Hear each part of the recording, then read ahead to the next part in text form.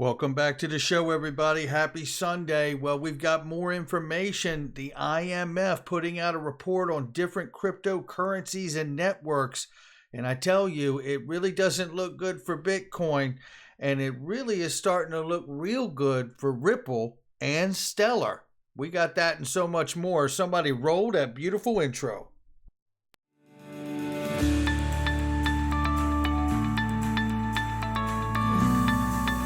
Digital Perspectives with Brad Kimes. Come on in.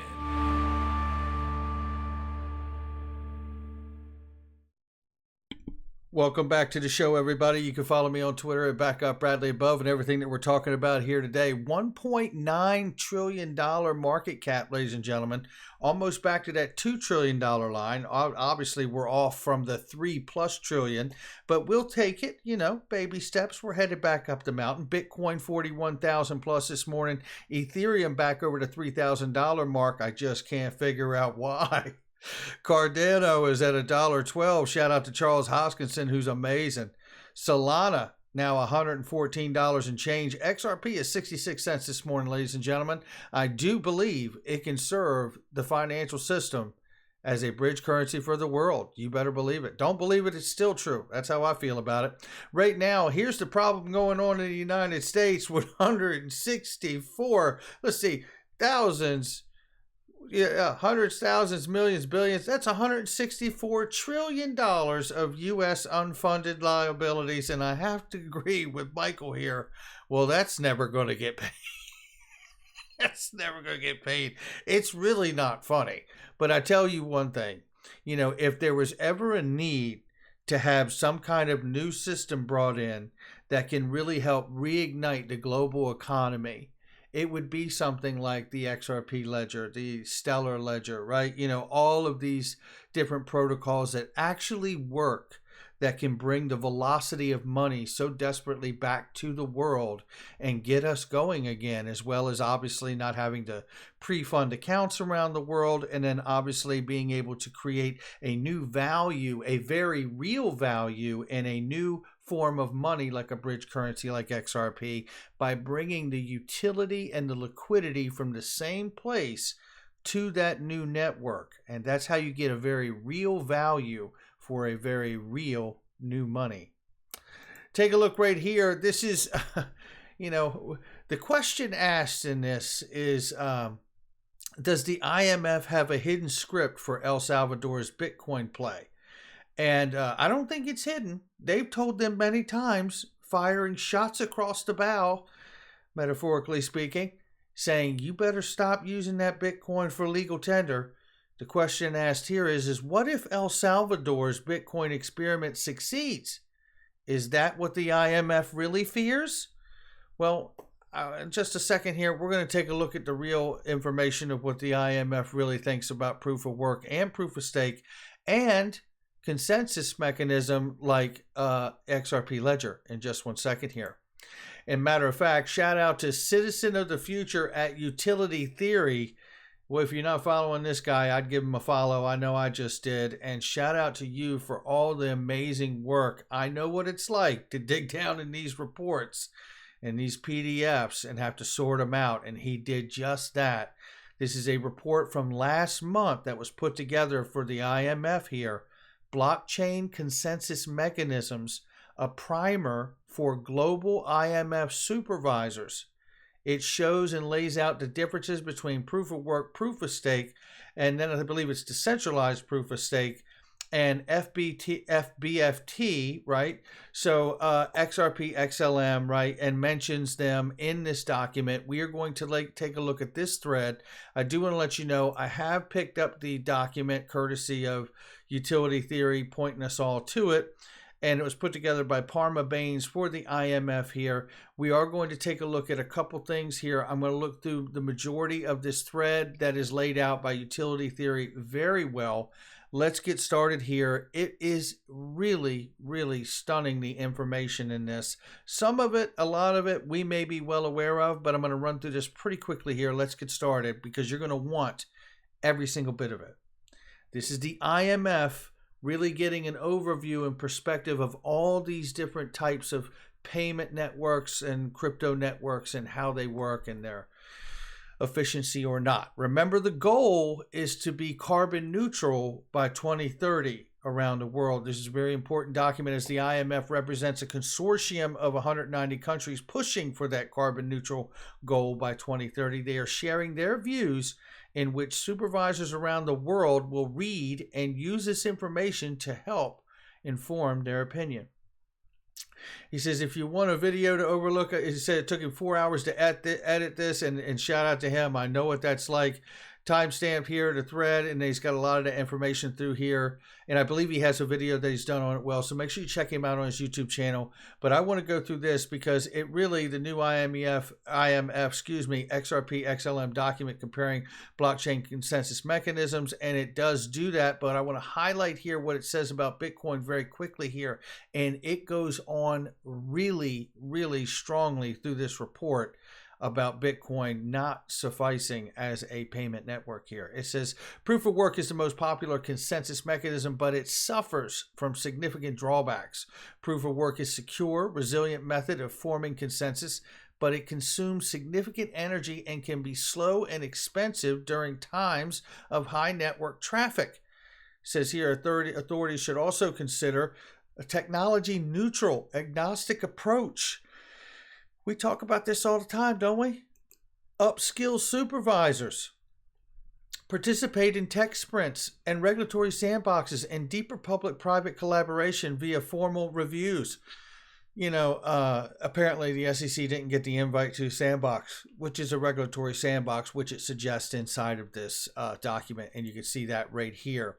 So it talks about using tech sprints and regulatory sandbox, as well as deeper public-private collaboration in this, that risks are appropriately mitigated.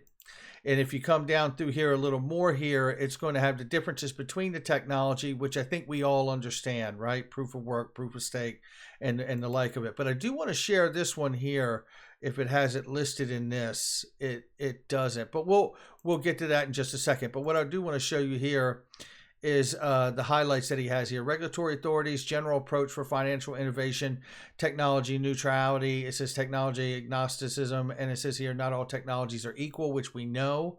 Technologies even seek to understand, mitigate any risk that these technologies may bring. And it says regulatory authorities may be technology neutral, the concept of same business, same activity, same risk. It goes through consensus mechanisms underpin the effective operation of blockchains by ensuring a single, consistent, honest ledger that is a truthful representation of the transfer of data. DLT relies on the rules hardwired in its source codes to operate. An important rule in determining how nodes on a blockchain can come to an agreement on the state of the network. Consensus mechanisms and DLT are responsible for ensuring that a state, value, or piece of information is correct and agreed upon by most nodes.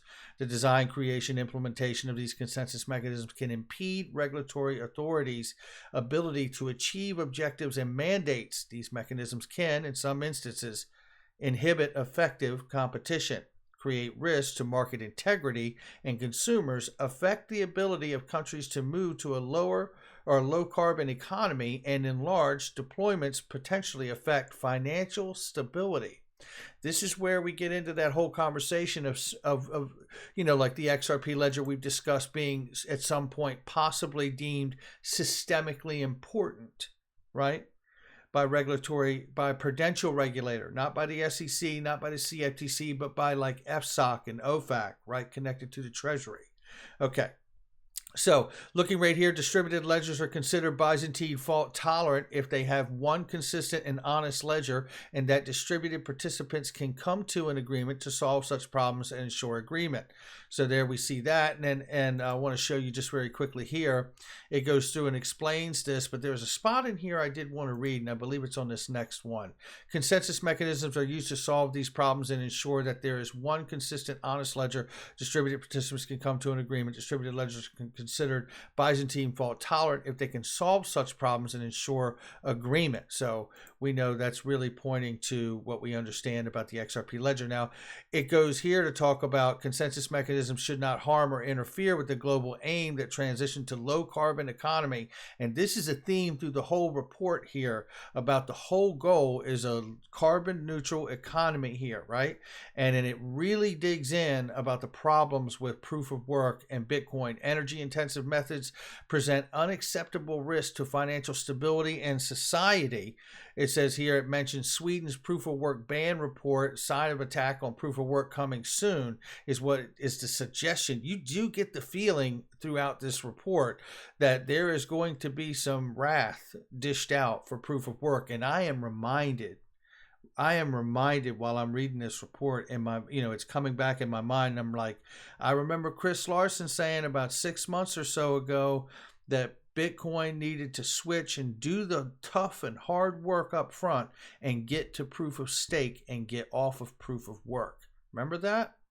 Well, this report, when you look at it, is really pointing to all of that. This says public and private blockchains, public less susceptible to cyber attacks and operational failures. I'm not going to read that to you because he does such a great job of breaking this down. There are some points that I want to get to, but very quickly, the IMF has set out the financial sector has an important role to play in the fight against climate change and seeks to support reductions in climate change risk and mitigate the impact of adverse climate events.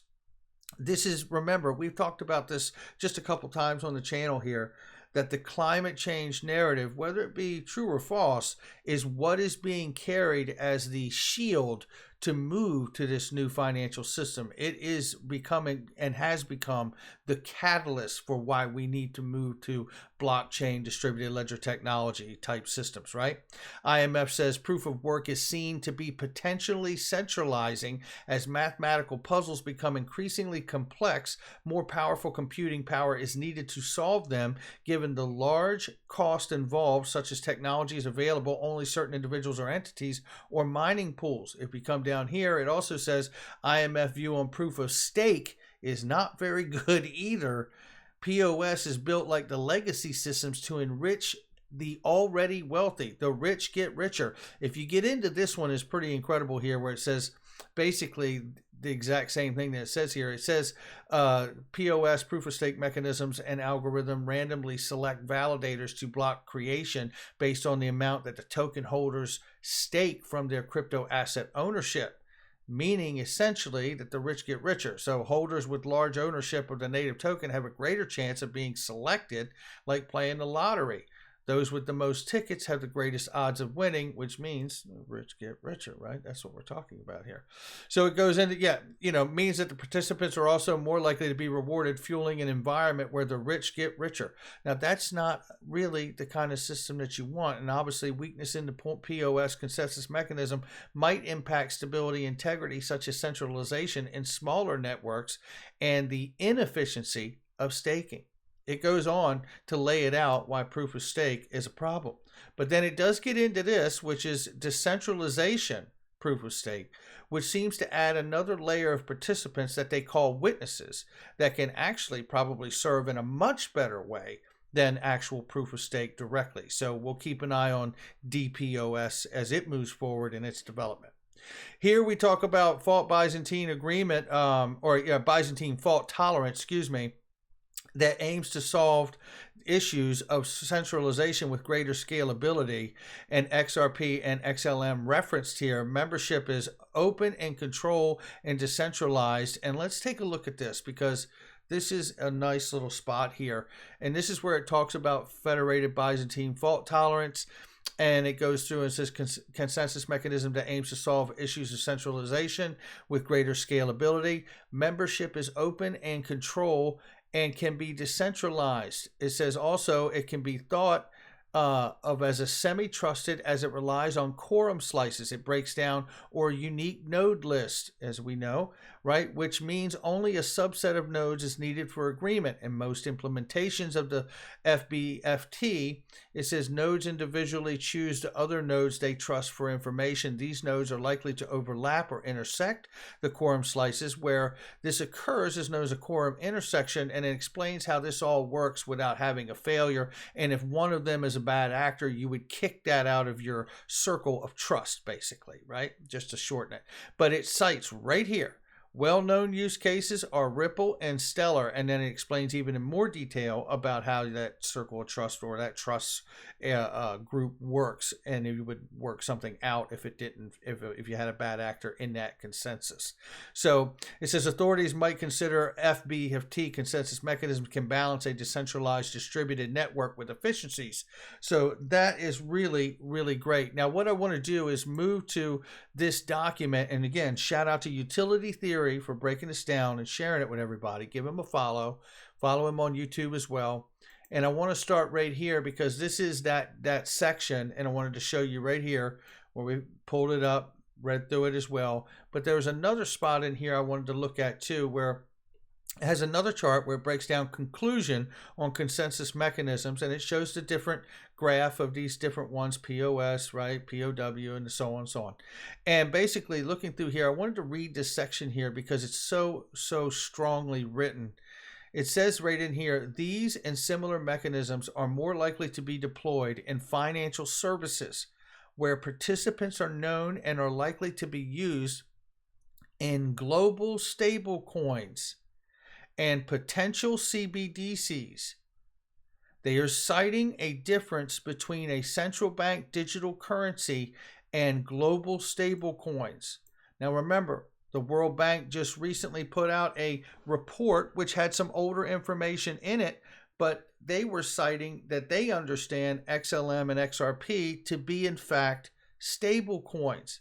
Now remember, they wouldn't be worth $1 and they wouldn't be pegged necessarily to one currency or 4 or 5 like just the SDR. You could peg them to collateral of many different assets of value around the world. Securities, derivatives, options, stocks, bonds, right? Oil, gold, all your metals, right? A portion of all of these things, fiat from around all the world, which makes it much harder to destroy or be a bad actor and sabotage the network because there's so many different assets from around the world that collateralize the value that, to collapse the system, you would have to collapse everything in the world that is pretty much represented on it, right?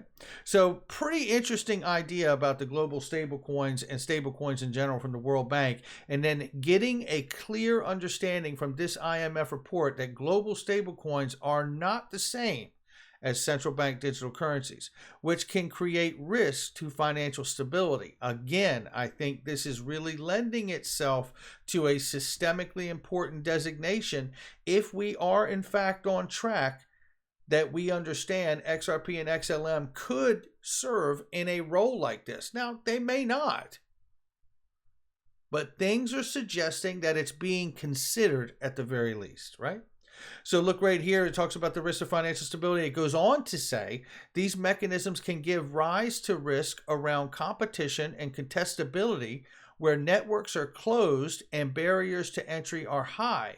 And if such networks deploy widely used products like global stable coins, a lack of competition and substitutability could lead to networks that are too big to fail.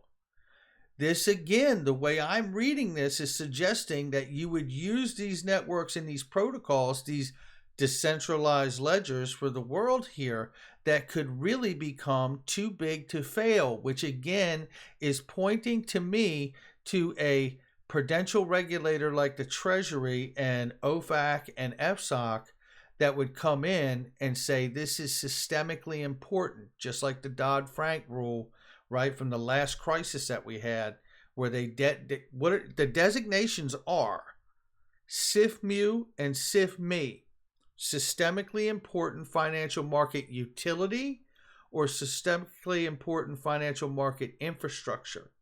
I think both terms apply to the potential of a designation for these assets. Now, we'll have to see how this shakes out. I mean, if we don't have it right, we will follow it and make the video. We've had to speculate a lot of different things around here. That is for sure.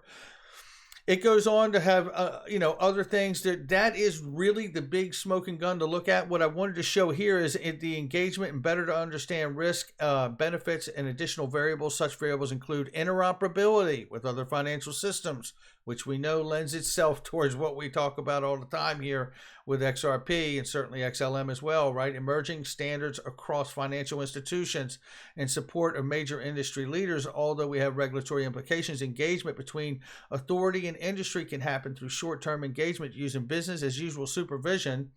It goes on to talk about longer-term engagement via innovation hubs, which we know about with BIS. Short-term public and private collaboration can happen through joint effort or joint events. Commission surveys focused on consensus mechanisms. Longer-term collaboration can be through joint research, experiments, and testing. Partnerships between regulators, technologists, security experts, and other relevant stakeholders, example, academia and industry bodies, can help supervisors fully understand the implications of different consensus mechanisms. Essentially, it sounds like they're ready to move to a real live test. It really does. They go on to talk about examples here that you could use: payments, issuing debt, equity, supply chain management, record of activity, and all of these things with these systems. So utilizing Byzantine Federated Agreement, or as a framework, regulators with deeper understanding of these consensus mechanisms can better contextualize whether they are likely to encourage competition, increase efficiency. I mean, I just feel like every time we see these things, we are getting closer and closer and closer to actually seeing the moment we've all been waiting for happen, right? And ultimately, look, and we're speculating here. We have to. We're prospectors in this industry, right? In this new emerging asset class. And if you're hearing my voice, whether you like it or not, you're a speculator too. So, this is about the best we could do with the information we got. Again, shout out to Utility Theory. I do want to look at this. Speaking of speculation here, Dark Defender seems to think that we are very close to XRP in the end hitting that $13 mark, $8 to $13, and that could be very exciting for all of us. What we don't know is what will be the catalyst to unlock that kind of price explosion for XRP. Will it be the settlement of the SEC case? Will it be any kind of regulation from a prudential regulator like the Treasury? Will it be legislation from Congress? All of these things are very, very real, fundamental pieces of news and action that we need to see happen to open up this market. And not just for XRP, but for the entire digital asset space. Make sure you hit the like and subscribe, leave a comment below. Look, before I get out of here, I want to play you this. This is what it's like to be a YouTuber here. And I want to play this for you. You set up sometimes with some of your sponsors and affiliates, and this is just so fun. We were trying to set up a little commercial because Clinton was doing a webinar the other day, and it went really well. But we were trying to get a little clip to share with you guys, which we did, which was a different one. But I want to share this with you because it's like a blooper. And, I'll let this play. But if you don't know how to handle your crypto taxes, this guy, in fact, is the foremost authority on how to handle your crypto taxes. Check him out and all of his amazing products. But look at this fun. This is fun. So I'm here with Clinton Donnelly right now, and he has a webinar coming up tomorrow on crypto taxes. Clinton, how are you, and what is it about tomorrow?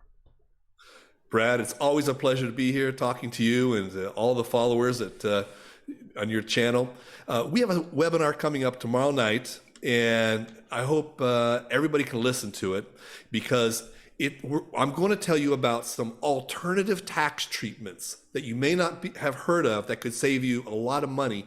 These would be approaches that you're not going to get proposed to you from typical crypto gain services. And I think this is going to be very exciting, especially if you're an investor in the DeFi space, because that's where a lot of these opportunities and alternatives come up. So I'm really excited about it. We're also going to be talking about audits. I'm defending 25 people in audits before the IRS. Some of them have closed already. And I can talk to you about what we've learned and how that could help you understand how to manage that fear of an audit and how to prepare and defend yourself. And where can they go? Looking forward to it. I hope everybody can call in. Absolutely. And I was going to say, and where can they go to tune into this webinar, and what time is it? I have absolutely no idea. We'll have to get the answer when I record it the second time.